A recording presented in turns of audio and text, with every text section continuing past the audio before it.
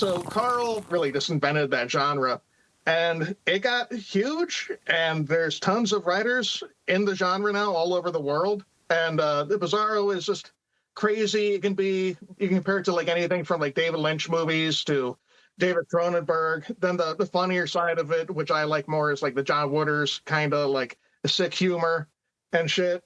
Carl's always described my fiction as like a B movie in book form. And that's what it's like. I take my readers on a ride, and it's like a nonstop, action-packed, like fucking laugh fest. Hey, what's up, Vox and Hops heads? I'm Matt, the vocalist of Cryptopsy and the host of the Vox and Hops Metal Podcast, brought to you by Sound Talent Media and Evergreen Podcasts, where I sit down with fellow metal musicians, talk all about their lives and music while sharing killer craft beers. Hope you had an amazing week. I most certainly did. This Vox and Hops episode is presented by Heavy Montreal. Heavy Montreal are Montreal's premier metal promoter. They put on a bunch of amazing shows all year long here in Montreal. And if you are ever in Montreal and you would like to go see a great show, well, I can guarantee you that Heavy Montreal will have you covered. I'm beyond stoked to have Heavy Montreal behind the Vox and Hops Metal Podcast. This week on the podcast, an amazing conversation with Vince Kramer, the Bizarro author. Get ready, everyone. This is Vox and Hops episode number 489. I warn you, what you are about to hear is very disturbing indeed. Hey, what's up, everyone? Today I'm very stoked to be with Vince Kramer, the author from Portland. He's a Bizarro author, which is something that we're going to build towards. I know what that is because I read a bunch of Carlton Mellick III books, Eraserhead Press. I should have written that down, but that's what it is. I remembered it nonetheless. We hung out like basically a month ago, probably at this point, when Cryptopsy came through Portland with Carnifex, Mental Cruelty, Organectomy, and Heavy Hitter. We played at the Hawthorne Theater, which was super fun. I was supposed to do this interview that day with you, but I was brutally hungover because we had a day off the day before somewhere in Oregon. I can't quite remember where, but I had fun, which is what happens on days off sometimes, which is why I rather just play shows sometimes, because when you have no show to keep you in check, sometimes the drinks flow at Applebee's, which was the case that night. At Applebee's. So I was too hungover to do it then. And I was like, we'll do it on Zoom when I get home. So here we are. How you doing, Vince? It worked out. Yeah. It really did work out also because you gave me your books when I was in Portland, and I had a chance to read two, maybe like one and a half, if I'm going to be super honest with you. Yeah. I'm enjoying it. I think it's super cool. This is Vox and Hops. I hang out with my metal friends, talk about their lives and music while drinking craft beers. What are you sipping on there? Wayfinder Lager. It's the golden fucking tiger. And it fucking rules, man. This is my new favorite brewery in Portland. I can't believe you introduced me to the place, and I live here. They have the best beer. It's the best restaurant, too. I had like the best fried chicken sandwich I ever had in my life. And everything they have on tap is good. They sell cans. They don't do growler fills, so I was going to go get growlers. But, man, I got that. And their other lager, which is a Dortmunder. I don't know what that is, but it's fucking good. And, yeah, the guys down there are awesome. They wanted to know how you're doing. They thought you were in town. So you were well loved there, man. That makes me happy. Yeah. That makes me very happy. I discovered them through my friend Adam, actually. Adam Zuniga. No Life Till Lager, Six Months Metal Breweries is how I discovered them. And I went for the first time, not this September, but a year ago when Cryptopsy came through with Abysmal Dawn. And I go every time I'm in Portland. And I'm happy that I introduced you to that. That makes me very excited. That I did not know. Yeah. You also realized afterwards, too, that you were very familiar with the building. Let me introduce my beer first, and then we'll talk about that. This is my local neighborhood bar, brewery. It opened a few years ago, 2 years ago. It's Mellön. Very cool, light lagers, light IPAs, very trendy, not metal whatsoever. This is a good one. This is just La Bohème. It's a Bohemian inspired lager with Saaz and Sladek hops. Now, that's a hop name I'm not sure that I've heard of before. Saaz, obviously, yes, but Sladek, I'm not sure about. 5% ABV. I'm going to crack this. Talk to me about how you realized that Wayfinder was a building you were familiar with. Oh, fucking A. Well, first off, it's the industrial area in Portland near the waterfront, which used to be really bad, and now it's kind of like, I don't know if you call it gentrified, but it's more upscale. There's lots of like nice places to go now. So the Branks Rotor was a concert venue that had a lot of death metal shows when I moved here in 2011. And it was like a shitty block, you know, and to the building. And I walked by today and I noticed that. It's like, I swear to God, I saw Seth Putnam snort a line up there once. Like, holy shit, is this where the Branks is? And it is. I went back in and I asked the guys. It's like, yeah, actually the concert venue was still right behind us. Wow. Just the whole Wayfinder was built in the parking lot. Wow. So like it was on top of the parking lot. The building is still there. It's just a nightclub now, which is killing. I would love to go inside and look because, you know, I have a lot of good memories from the place. Last time I saw Malevolent Creation with Brett Hoffman, when Brett Hoffman was still alive, I saw him there.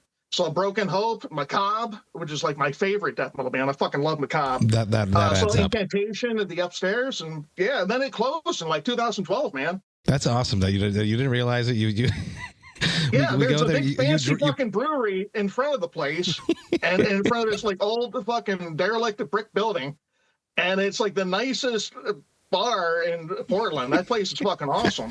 So it just doesn't look the same, man. And things just change over the years, and just like the landscape changes, and it just like blocks with old buildings. And yeah, of course, you got to put a new building in front of something. You're not going to recognize it at first. So I was fucking shocked, man. I think that's super, super awesome. This is crushable, delicious, much like all the Wayfinder brews that I had when I was there. A massive shout out to them, and I wish I was there tonight. I would definitely be there. Talk to me about your first beer. Do you remember the first beer that you ever drank, Vin? The first fucking beer I ever drank in high school when we got like someone older to like buy beer for us. Mm-hmm. Holy shit. with my friends, Carl, who I've known since high school, Carlton Mellick III. We always hung out every fucking weekend. We would try to find somebody older to buy us beer. And it was usually like somebody we knew's like older brother or sister. And then we would go out in the desert in Fountain Hills, Arizona, and like just drink in the middle of the desert. And it must have been like Milwaukee's Best or Budweiser or some horrible shit. Yeah, of course. Maybe Miller High Life. Just yes, whatever it was, the champagne it was of beers. horrible. It was just, yeah, it was okay. We just were drinking to get drunk. But man, I remember 40s and Miller High Life, two of those, and I'd be bombed. Hell yes. But it wasn't our first time getting drunk. Our friend used to bring out peppermint schnapps to the desert, and we used to drink peppermint schnapps to get drunk in like fucking ninth grade. Sounds very, very refreshing. Peppermint schnapps in the hot desert. That was good parties back then, man. High school was just a big, long party. It was so fun. I probably got into death metal the summer before high school. But I got into thrash, I think, in junior high. My first band, actually, though, was Gwar. Really? I got Scumdog's Universe for Christmas in fucking Christmas. 8th grade. Your parents are cool, Vince. For Christmas. Yeah. It was like that, and I got like CNC Music Factory and Belle Biv DeVoe and a bunch of the shit my sister listens to. And then I got Gwar. And then I was like fucking totally looking for more metal after that. God damn, this all adds up and makes so much sense why you write Bizarro Fiction. I like it very, very much. Talk to me about becoming a craft beer enthusiast, because I know you are. You've brought me beer before. You help, I wanted to remember their name, the Garage Brewer. You help him do stuff. Talk to me about becoming a craft beer enthusiast and how that all came about. Well, first off, Arizona sucks for beer, so I didn't become a craft beer enthusiast until I visited Carl here in Portland in 2005. And he took me to like microbreweries, and I got to have like real Portland IPAs and shit. I never had a fucking IPA before. The best beer I ever had in Arizona was like an Arrogant Bastard, which was like my favorite thing ever. So that got me hooked. And like back then, you couldn't get any good beer anywhere at any Arizona bar. It fucking sucked. So that changed my life. And I started visiting here a lot and just totally got into craft beer. But yeah, so what was the other part of the question? Just how you became an enthusiast at what point, and then getting involved with your friend's brewery. Then my friend Jason Brizos owns Funhouse Brews. That's it. And he's also a writer in the Bizarro scene. Okay. And one day he had an event, teach a Bizarro author how to brew day. And I remember going, I hardly knew Jason. I knew him from BizarroCon, but I had a broken ankle that week, that month. And I hobbled over on crutches to help him brew and learn how to brew with hops and fucking all this crazy shit, all the equipment. I couldn't fucking believe it. And we brewed together for 8 hours, got drunk, became really close friends. Like, he's still like one of my best friends to this day. And he just had like all the equipment in his basement and his garage. And he does it all there, man. And so he started Funhouse Brews and just started, he opened a bar in his garage, started having people over for growler fills every Thursday. And he's got a nice house. He's got a big backyard with a patio. So like the whole neighborhood started coming. But not just that, since like he was like a real business, you can Google it. And so people trying to try every brewery in Portland would just show up, and it's like some guy's house. Yeah. But it's like really nice, and it's just like it makes the best fucking beer ever.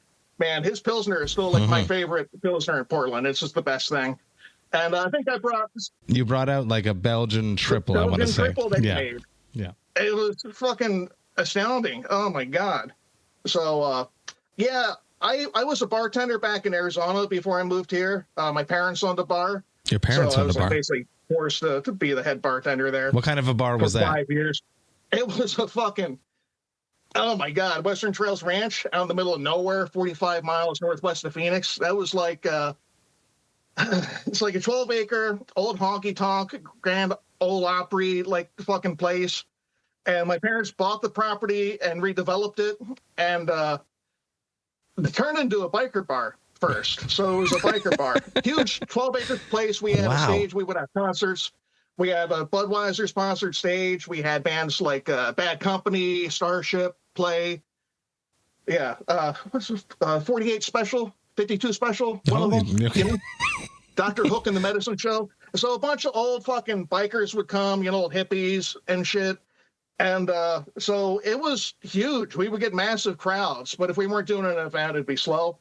And then we went country western, and my dad built like these big like fucking rodeo arenas, and we started getting bull riders and cowboys, and it was insane. And then I had to quit because I'm allergic to like anything with hair, any animal. And so all the bulls and the cows and the horses were just killing you. It was fucking A. And cowboys are mean too. They're horrible, mean people. There's some mean bikers, but cowboys are fucking brutal. Okay. So I had to quit my job because of my asthma. And, then at that point, I wanted to move to Portland to be a writer. So I'm like, Mom, you guys ruined my job by making the ranch better. And I want to move to Portland now. And so she helped me move to Portland, and where I became a writer, and all worked out. Anyway, I ended up bartending for Jason 2 years ago when he had gout and could barely lift kegs. He was really hurt. So I jumped in to help. That's super sick. Every time I talk to you, I just get like this little extra like scratching the who Vince Kramer is, all this extra little info coming out all the time. I love it. Talk to me. You became a metalhead before you started drinking beer, you said, with Carlton. Talk to me about discovering metal. The Guar came, going to shows. I know you've been to 1,000 million shows because you sat there, and you're very, very well. What's the word I'm looking for? You organized and document every show you've ever been to, which is how you probably know which shows were at that venue behind Wayfinder, because you have this notepad in your phone, which just has everything.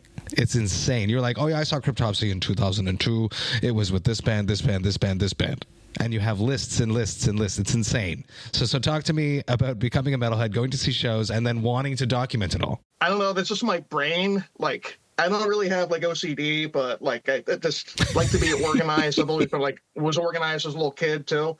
Even as a little boy, I wrote like movie reviews and would type them up and put them in like a folder with just like for cut yourself. Out pictures from newspapers just to show my friends at school and there. And that was like when I was 10, 11, and 12, But then getting into metal, so junior high was 7th grade, and so that's when like like Metallica started becoming like more popular. I think it was 8th grade. So 8th grade was the fall of 91. And that's when Nirvana came out, Pearl Jam, with all those fucking huge albums. And I used to go to the record store in Mesa, and the clerk one day forced me to buy Nevermind by Nirvana. I hated it at first, but then I got into it. But I'm still not listening to real metal. But that fall, I got into like Metallica, Guns N' Roses, all that shit. And it wasn't until a friend at school was playing Scumdogs of the Universe by Guar. He had the tape. And he let me read the lyric booklet, and it's so fucked up. It's so sick. And it was so laugh out loud funny. It was so my sense of humor. And it was the sense of humor that I used as a little kid when I wrote movie reviews, too. If I hated a movie, I would just like fucking trash it and say the most fucked up things. And Dave Rocky's lyrics in Scumdogs of the Universe, man, I remember kids used to get in trouble for having like satanic tapes and shit, like Slayer and all that. Like, if any parent read what was in that war booklet, they would fucking send their kids away. It was sick. But I was into that, man. I was into horror and like really fucked up sense of like my sense of humor is really fucked up. I got into horror and like when I was 10, started buying Fangoria magazine every month. So I was into it. I liked music before Guar, but Guar opened up a whole new world portal, for me. Then I was addicted. And then right after that, the second half of 8th grade, it was everything from like Slayer, Anthrax, all the old thrash metal bands, Sacred Reich, Exodus, and Sepultura, all that. And then I just started getting into heavier and heavier shit and went further and further underground until like high school, 1992. I remember when like Cannibal Corpse, Tomb of the Mutilated came out, and like that was like that fall, everything good was coming out, like Suffocation, which Effigy of the Forgotten, the new Gorguts, like oh my god, so that changed my life. And as for concerts, my dad took me to Metallica in 1992 at the arena. That was my first show. But then the next year, it was Guns N' Roses with Metallica and Faith No More open, and I was a huge Faith No More fan. But then after that, my first death metal concert was Death with Gorefest and Sacrifice. Wow, yeah. So me and my friends went, had one of our moms drop us off, and that was insane. Like, we got there early, and Chuck Schuldner was in the office, and we went in, and they're like, oh my God, Chuck, can we come in and get autographs? He was on the phone. So yeah, just wait. We got kicked out by the owner, but we almost met Chuck in 1993. We were like 14, 15 years old. Oh my God. And then after that, every fucking death metal band that came to town, I couldn't believe it. I was seeing everybody. And just always have someone's mom drive us, and it was the best. That venue was so cool back in the day. It was the Mason Jar in Phoenix, Arizona. And there was a bar next door where they would just let us drink. Yeah, like we were like when you were like 14, 15. Yeah. We all had long hair, so we looked like we were older, I guess. But it wasn't just the bar. The bands were a bad influence on us, too. Like, I remember meeting, like, Malevolent Creation. They would be at the bar, taking too. on the bus, and, like, here's beer, here's smoke weed with us. And just, and then they, like, took us into, like, the 21 and over show. They played, like, an all ages and then a 21 and over show. So every band I met, too, like, they're my idols, and then I'm partying with them. It was fucking killer. Like, this is all just happening in, like, a few years, man. That's awesome. It's just right place, right time, and cool parents is the vibe I'm getting to. Cool parents, yeah. You know, buying you Guar, not being afraid of letting you explore horror movies, just feeding this need that you have to keep pushing the boundaries of what's acceptable in society. Totally. Well, that is until my mom found some of my fiction that I wrote in ninth grade that I threw out. Uh-oh. And someone found and turned into a teacher. And it was the sickest shit that I could think up. And they're like, that's Vince Kramer's handwriting. It's Vince Kramer wrote this sick shit. And it was like all fucked up. It was like horror and incest and like rape and this like serial killings and all this sick shit that, you know, I just cooked up. And it was really creative. It was actually really good. But the principal called my mom in and showed her. And it was just like when she caught me watching Hellbound Hellraiser 2 when I was 10. It was like, you're in trouble for a little while. You know, like, okay, when we go back to what I'm doing, though, whatever. Writing. At what point did writing become a big part of your life? You were writing in 9th grade, as you just mentioned. When did you get the itch to put the pen to the paper to start creating your own things? Well, I always wrote, so like even in like 4th grade, I would write stories for a show and tell to try to make everyone in my class laugh. Yeah. You know, I always fucked up shit. My teacher would make me stop. Then I wrote movie reviews for years when I was little. 3 years. Like I saw every movie that came out. My mom would buy me a R-rated ticket, like take me there and say my son can see this, or I'd get a handwritten note, or they'd call or something. Yeah, wow. It was great. So I saw every R-rated movie that came out. And this is like 89, 90, all that. So all those movies, Silence of the Lambs and shit. So I can just picture you, little Vince Kramer, with this mom's note to get into the R-rated movies. yeah, we had an arrangement, me and the movie theaters. Yeah, it was sweet. I actually had a great childhood, man. It was fucking awesome. Yeah, and then just writing stories for school. Not the best. You know, I couldn't turn in what I really wanted to write. Yeah, because I'd get in trouble. But you know, I kept that private. When I met Carl in high school, and I showed him something I wrote, he was like, yeah, this is great, you know? This is like a simple short story or something. And fast forward a few years later, I dropped out after 10th grade, and I started going to community college. I think I was 16, and just got my GED. Like, I fucking hated my high school, couldn't take it anymore. And we took a screenwriting class together, me and Carl, and had these big ideas and all that, and I really wanted to be a screenwriter. And I always held on to that over the years. I took more courses, went online, took all these courses, and I just wanted to write a movie. And, you know, then just nothing ever happened with that. And I always meant to take more courses one day and try to do it seriously, but it was just hard to make it happen. Anyway, he became a big writer. And one day I visited him here in Portland, and he's like, you know, you should probably write a book. I always thought you'd be a good writer. You should write a book, come to BizarroCon, take some workshops, and write a manuscript and submit it for the new Bizarro author series. And that changed my life. I'm like, wow, yeah, I could actually do that. The simple, like, short book, like, try to write something. And so I started writing flash fiction, which is like little short stories, maybe like a paragraph, 3 paragraphs. I wrote hundreds of those. And then I came to BizarroCon, took the workshops, and learned everything I could. I learned the note card writing method from a screenwriter, John Skip. I learned how to do a writing marathon. Carl taught me how to do that. You know, you write a book straight through, try to finish it in a few days. You just don't stop. You just keep writing. You eat, you sleep, you wake up, and you just keep going. Right. Plan it out for a month first with your note cards, and then do that. So I wrote my first book in 3 days. And which one? Remind me. I got them here. Gigantic Death Worm. So that's my most amateurish book, but it's still funny as fuck. I meant to read that one first, but I was grabbing them in the dark one night when I couldn't sleep, and I grabbed The Death Machines of Death instead. Oh, yeah. That's my Stephen King parody. Yes, it is. It really sounds like you don't like him. But No, I love Stephen King. That's who I read when I was little. Okay. You know, I read every Stephen King book in the mid 80s. But it's just a parody of Maximum Overdrive. Oh, because I had a joke as a pitch. Once I wrote Gigantic Death Worm, I got a book deal with the Razor Press. So then I was pitching ideas to them, and I pitched like 7 ideas they liked a lot. But the one we went with was just a joke. It was a one-liner.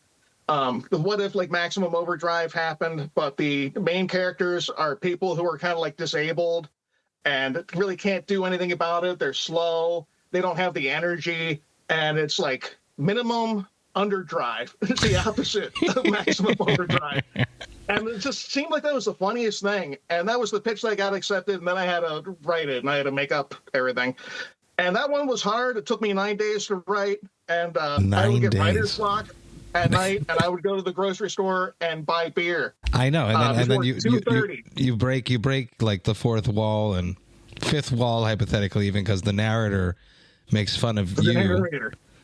Yeah, makes fun of you, the writer, and then you chime in, and then when you're chiming in, it's in bold, and it's like you're going to get beer because you need beer, and this is real. I was wondering if it was real, but I imagine. Yeah, the narrator helped me write back then to chime in and make a joke. I forget when I stopped using the narrator. It might have been in the third book. Oh, you see, it was funny when you read. You only read what you think you're reading, and I was reading narrator. But now that you're saying it, I imagine I'm seeing it in my brain, and it now makes sense. But it's funny, you only see what you want, people, and you always have to be careful and reread and be careful what you're reading. Yeah. Especially for proofreading. Let's back up a little bit more. Carlton Mellick III is a crazy author. I can't remember when I discovered him. It was probably 10, 15 years ago at this point. I was a voracious reader at that point in my life, and I can't remember how I found it, but I got Satanberger and a few other ones. I ordered them online. They were hard to get here in Montreal, and I remember they came on a UPS truck, and I wasn't home, and the truck went away, and I ran after the truck, and I got this package full of books that I got off of something. I don't remember. It was weird out there. So talk to me about Bizarro, this genre of writing, and what that encompasses for people that don't know what that is. Oh, man, this is great. So Carl always wrote weird fiction, like really out there. And there wasn't a lot of people doing that back in the day. And he started going to conventions. This is like the early 2000s. And trying to meet other writers. And this is showing like other writers, too, what he's doing. And it wasn't like widely accepted what he was doing. He would give people chapbooks and, talk to publishers and everything. But the fiction was so weird. It was so bizarre. And he did find other weird authors. And they teamed together. And it kind of started a movement. And they eventually came up with a name for it in like 2005. And they settled on Bizarro. And it just all sprung up from there. He kind of like really just invented that genre, and it got huge, and there's tons of writers in the genre now all over the world, and it's just something fucking amazing. And the Bizarro is just crazy. It can be like, you can compare it to like anything from like David Lynch movies to David Cronenberg. Then the funnier side of it, which I like more, is like the John Wooders kind of like the sick humor and shit. Carl's always described my fiction as like a B movie in book form. Okay, and that's what it's like. I take my readers on a ride, and it's like a nonstop action-packed. I can see that with this one. Yeah. Yeah, Deadly Laser Explodathon. That's my favorite. That book's like insane. I don't even know what I was thinking when I wrote that, but it was the most fun. And it's just, that's one of my favorites, dude. I love it. But all the shit that Carl's done, he really branched out too. It was like more weird, and I don't want to say more intellectual back in the day, because it's all intellectual, but he started like running out, and his books became funnier over the years. I think Haunted Vagina is really fucking funny. Satanberger is hilarious. Electric Jesus Corpse is another one that I read. Electric Jesus Corpse. That's his first Baby book. Jesus Butt Club. Baby Jesus Butt Plug. Yeah. Yeah, early stuff, man. So I was really happy when I found out, like, my friend from high school, one of my best friends, was writing these books. And, you want to check out what your friend's doing. Most of the time, your friend's not really doing anything good, and you're going to have to tell them, oh, yeah, it was great. Yeah, good job. He was, like, the best writer ever. It's like these books were made for me. Like, it was really spoke to me. And it's like, dude, you got something going on here. It's fucking amazing. Like, no one has. And it's just mind-blowing. What a good writer he is. And the amount of books he's put out over the years now, too, way more than Stephen King. I think it's almost 90 books. Maybe he hit over 90 I saw he's dropping a new one recently. I saw him promoting one. Fucking, what was it called? I can't remember. There's a girl on the cover. Yeah. She's like a poison dart frog. Something. She's gonna be sick. So it's amazing that your friend that you looked up to was successful. He starts his press. He's the one that motivates you to start writing. You move to Portland. You start doing this. Your first book works. You're doing a second book. Bizarro, though, it's a lot of it can be very almost offensive. If someone doesn't understand the genre, it's very, very out there. And I feel like, knowing you, that despite that you're pushing all the buttons, but there's definitely always a message behind it of something more out there than just trying to be offensive. Yeah. It's not offensive for the sake of being offensive or weird for the sake of being weird. It Exactly. just is already. And I think a lot of writers have failed in the scene, trying to make their shit like bizarre on purpose, like trying to do Bizarro on purpose. Like you either got it or you don't. Kind of can't force it. And it's just natural. That's Carl's natural frame of mind is wonderful. And I think I have that too. Like I'm just such a different person than everybody. I just think differently and I come up with different stuff. You know, my creativity is just out there too. My sense of humor is out there. And it's just, man, I just fucking love Bizarro. It's been the best creative outlet that I could have imagined in my life. So thank fucking God, dude. Because if you weren't doing this, what would you be doing is the question. You left your parents' bar because you were allergic to the animals. You came here, you start writing. If I was still working at that bar when I was 40, before we put in the animals, I imagined I'd be working at that bar in the middle of nowhere, Arizona, like when I'm 40, you know, and I'm 46 now. And thank God that didn't happen. But in the middle of nowhere, Arizona, like, oh God, that was a depressing thought. So Carl moving here to Portland changed my life, really. But what would I be doing now? How would you be scratching this itch? Because you definitely have the sense of humor, the out there-ness. So Bizarro definitely checks all those boxes. What would you be doing? Yeah. I would probably be doing my other thing, making the action figures fuck and take photos of it. I was going to bring that up. Figures fucking. Canada Post is on strike, so I have not received my calendar yet.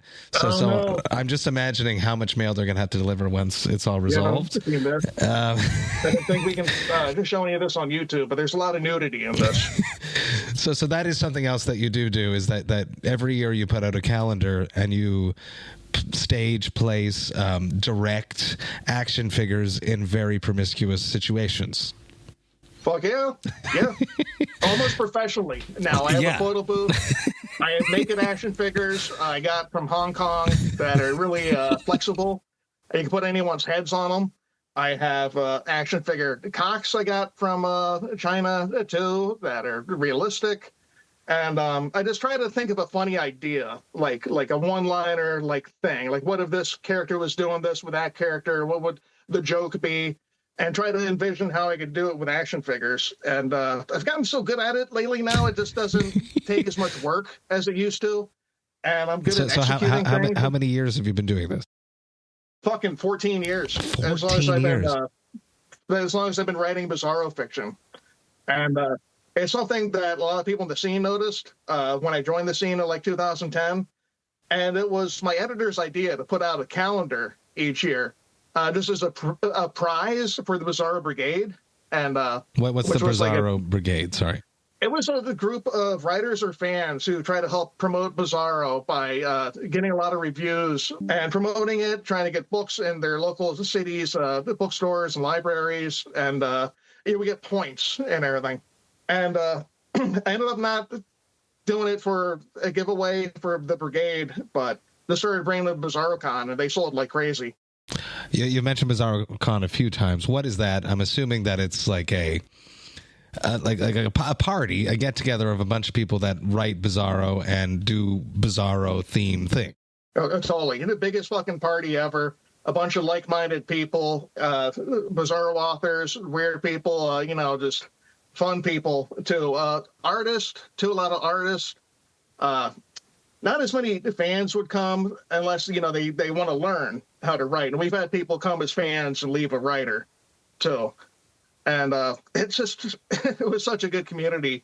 And it's so fun. And then back in those days too, being able to drink every night. I'm just talking like 10 years ago too, like in my 30s. But like, I just went to BizarroCon last week in Astoria, and I drank like Saturday and Sunday night. And I was demolished, dude. My body can't take it. We're getting up there. We're getting up there, Vince. We're getting up there. Yeah, it's always been great. All the workshops, readings. There's a Ultimate Bizarro Showdown on Saturday night at the big dinner at the banquet hall. where people just try to do the wildest and craziest performance in under 3 minutes to win a prize. And that's always fun. Just a lot of great stuff. And yeah, I can't believe we have something like that. And Carl came up with that too, BizarroCon. It's the best fucking thing for, aspiring writers, established writers. And God, I wouldn't be a writer without that. That's where I learned how to really write a book and everything. And then to network with other creative people and get advice from them, it was really beneficial to my career. What is it like being with other people like that and getting together? I'm assuming it's like when I hang out with people on tour, and we're all sort of understanding of the work that goes into something. We understand all the pitfalls of being in a touring band. We can talk shop, basically. Is that what it's like for you guys? And inspiring too, with new ideas and bouncing ideas off people and getting validity from people that understand where you're coming from. No, exactly. Being around other creative people is just, it's fucking fun. And what's really interesting too, for the first time in my life, I was around a lot of people a lot more intelligent than me. Like, you look around a room at like BizarroCon, like, there's so many fucking smart people in that room. It's insane. And to be part of that, it's like, what the fuck is happening, But yeah, being an established author and talking to all these other people and seeing that they're just like deep down this like great fun spirit, and just really having the time of our lives with each other and helping each other too, and supporting each other and learning from each other too. Like you said, it's just like, wow, if you didn't have that, like, that would suck. So it's pretty great. When I saw you a month ago now, you mentioned that you're working on a new book. You're almost finished a new book. I don't know how much you can talk about it, but you said the name was offensive and you're hoping that it would be so offensive that it would create waves and that the internet would pick it up and it would become viral. Oh, I hope so. Is that Westboro Baptist Church guy still alive? Yes, I'm not sure. He is? Frank Phelps? I don't know. But yeah, I want to piss off the right and all the churches with just the title, Let's Kill God. And this is a comedy. It's a pure comedy. Let's Kill God. I did finish writing the novel in March, a writer's marathon down at the beach, at a beach house. It was really nice. Took me 14 days, 100,000 words, longest thing I've ever written, 3 times as long as my longest book, and it's the best thing I've ever written too. But it's the first draft is done. And I've been home back in this apartment for 6 months, and I still haven't read the whole thing and started the second draft, but I'm going to do that this winter. Yeah. The second draft's going to be hard. It doesn't need a lot of editing, but it's going to need some rewrites. Why is the second draft harder and or scarier? And why would you wait 6 months to do it? More than 6 months if you're going to do it in the winter. It's just going to be more work. Well, with this book, my process was doing the note cards for 2 months. And I also had writers' retreats at the beach house and invited other authors. So, we could help each other with our stories, brainstorm ideas and all that. And wrote all the notes for the books there and then wrote it in 2 weeks, marathon style, 16 hours a day. It was the hardest fucking thing I had to do. So it's like birthing this thing. And it's pretty fucking good, too. It just needs to be polished. It just was like postmortem depression after that. Like, oh, my God, I have to get back to my normal life now. And when am I going to work on this? Like, at home where I have all these distractions. But the second draft is going to be hard because, maybe some rewrites, maybe just like changing a character's name, but then you have to go through the whole book and see if it's mentioned again. Like, or a scene's cut, you have to see if it's mentioned again. Fuck. But then once you start doing the final draft, it's like scrutinizing things and looking at a certain line. And that's something that you do. You don't send it off to an editor to read. Oh no, I have an editor, and so he helps me, and I'm like really clingy about it too. Like, is this perfect? Is this great? Is this funny? Like, oh, let's read it like fucking 50 times until it doesn't make sense anymore, and then like try not to fuck it up. It's like that's the worst part. You're so close to it that you can't even see it, I think. Yeah. Oh, it's brutal, like second guessing things. It's like, is this funny? Is this good this way? Should I change this? And usually you shouldn't touch it. So you shouldn't go too crazy with a thing. And another benefit to writing it all at once is that it flows really well. And like it flows out of me. It was all planned out. I had my note cards, I had my outline, and every morning I would wake up and write in my notebook like everything I needed to hit in that chapter that day. Like, and just I would check most of the things off at the end of the day. And it's fucking brutal. But it makes the book very easy to read. It flows very well when you write it all at once like that. You didn't like stop and pick it up like months later. So it's pretty concrete, and I don't think a lot needs to be changed. I've read, I don't know, like 100 pages so far. It's pretty solid.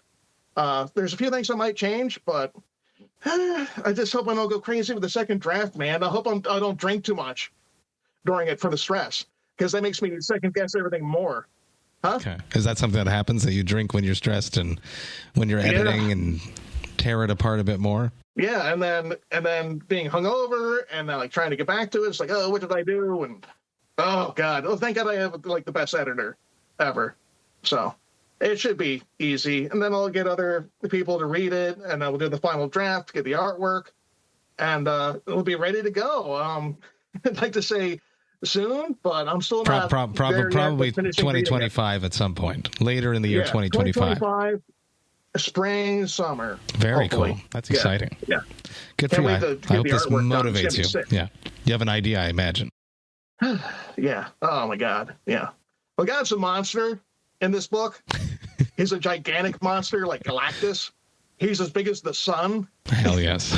He's a Lovecraftian nightmare. I'm excited already. He's just tentacles, the teeth, eyes all over him. And he's a monster. And if you pray to God in this universe, he hears your prayers. And when you die, you float towards the sun.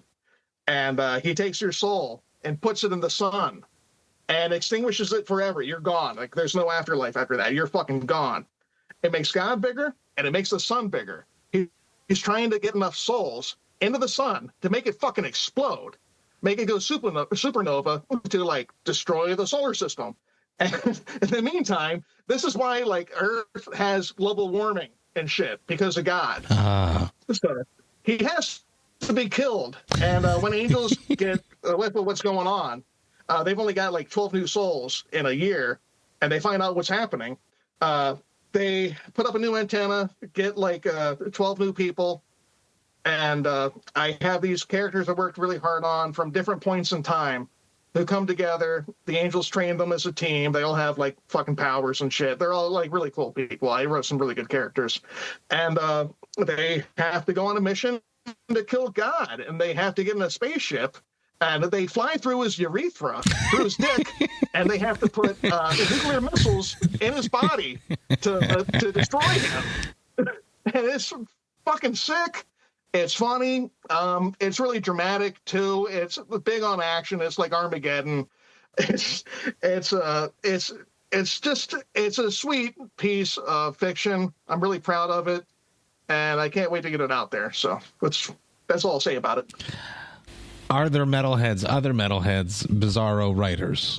Let's see. Well, Carl, the reason I met him was because we were metalheads in high school. We both had long hair.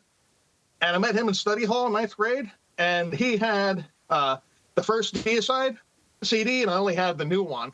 And we swapped CDs during study hall. And that's how we met.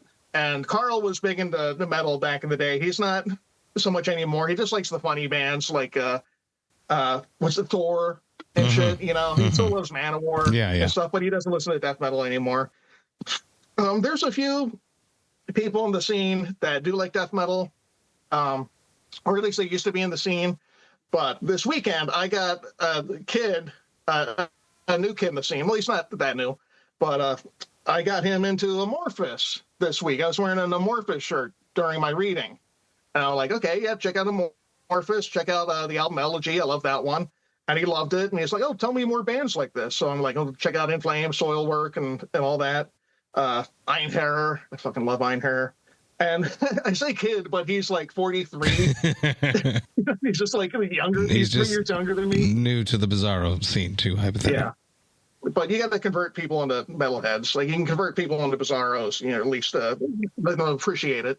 So something that might help with that is, I'm not sure if it's happened yet, but sometimes, there's movies that are made from books. Can you ever imagine a Bizarro movie, like a book that is a Bizarro fiction, becoming a movie one day? Oh, fuck yeah. So many of Carl's books would be great movies, especially like by a great director. Man, like Quicksand House, that was done by like fucking David Lynch or somebody. Like, there's so many good ones. He's such a good writer. His dialogue is great. His characters are great. And just his story, like, it's very cinematic. Any of his things, one of my books would be crazy. But God, yeah, there should be more Bizarro movies. There should be something big someday. It might not be long before someone adapts one of Carl's books. People have done like short films. There was a Cannibals of Candyland short film. I remember seeing that book pop around. Yeah. Yeah, that book's sick. That book's sick, man. And he has interest. He talks to the people, and they're interested in doing something. And I'm pretty sure something might come out of that someday soon. So we might be seeing a Bizarro movie and a Carlton Mellick III. Hell yes. Well, hopefully that happens, inspires more people to start making more Bizarro fiction movies, and hopefully one of yours will get picked up. That'd be exciting.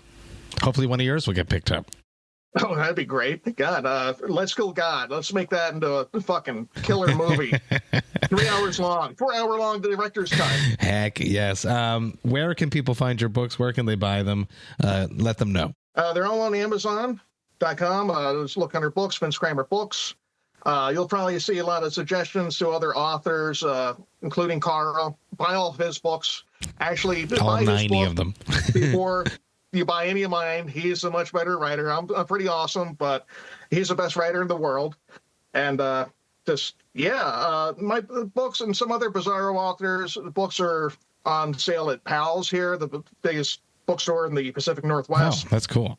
My books are in the libraries in Portland, and maybe not the new one, but they're around. It's easy to find. Search for Bizarro Books. You can find me, Vince Kramer, on Instagram, Facebook, on X, I think. Yeah, X, Twitter. It's Twitter.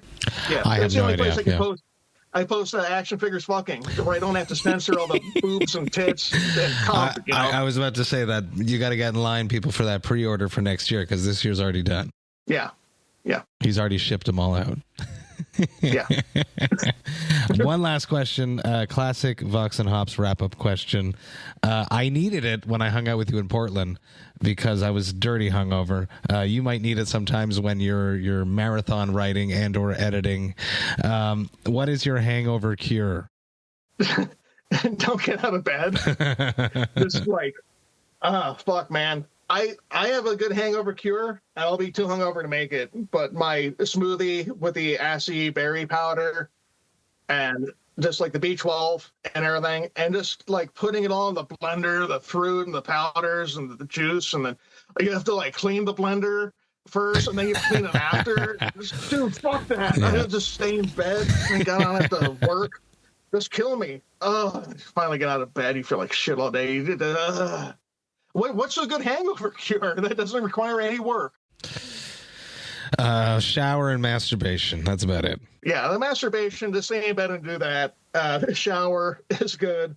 But yeah, it's a good day to stay in bed and masturbate. That's what having a hangover is all about. Like, don't fucking do anything to cure it. Just have a nice day.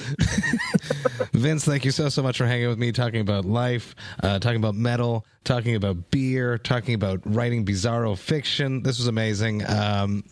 Tip of the iceberg. Every time I talk to you, I just discover more about you. Massive cheers to you. Go support Bizarro fiction, people. You'll like it. It's really cool. Fuck yeah, dude. Cheers, Matt.